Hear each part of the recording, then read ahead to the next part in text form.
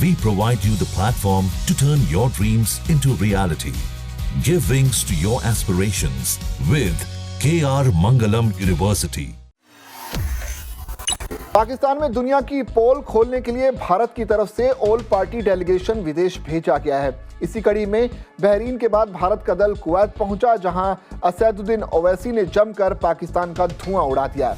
आइए देखते हैं कैसे ओवैसी ने पाकिस्तान का मजाक उड़ाया।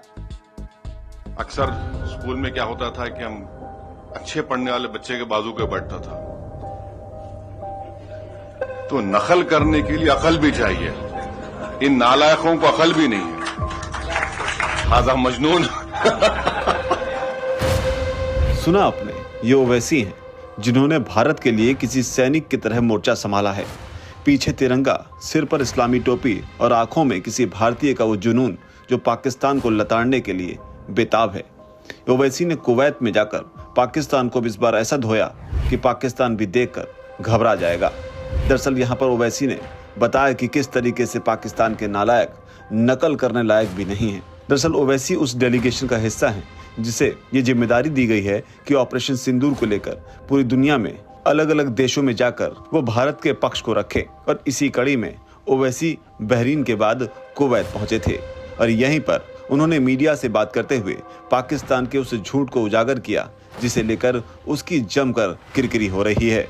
दरअसल ओवैसी इस तस्वीर की बात कर रहे हैं जिसमें एक तरफ फील्ड मार्शल असीम मुनीर हैं तो दूसरी ओर पाकिस्तान के प्रधानमंत्री, और बीच में तस्वीर है वो झूठ का वो पुलिंदा है जिसने पूरी दुनिया में पाकिस्तान की ही किरकिरी करा दी है। और इसे ही एक्सपोज करते हुए असदुद्दीन ओवैसी ने कुवैत में पाकिस्तान के जमकर मजे लिए। क्या कुछ कहा ओवैसी ने, आप खुद उनके ही अल्फाजों में सुनिए और जानिए कि किस तरीके से ओवैसी अलग अलग देश घूमकर पाकिस्तान की धज्जियां उड़ा रहे हैं। I am telling you something fact about the fact. I think yesterday the Pakistani army chief had gifted a photo to the Pakistani Prime Minister Shehbaz Sharif. President of Pakistan was there, the Speaker of National Assembly was there. And these stupid jokers, they want to compete with India. They had given a photograph of a 2019 Chinese army drill, claiming it's a victory over India. Now this is what Pakistan indulges in. They cannot even give a proper photograph. तो हम बचपने में हम school में सुनते थे कि अक्सर स्कूल में क्या होता था कि हम अच्छे पढ़ने वाले बच्चे के बाजू पे बैठता था, तो नकल करने के लिए अकल भी चाहिए। इन नालायकों को अकल भी नहीं है।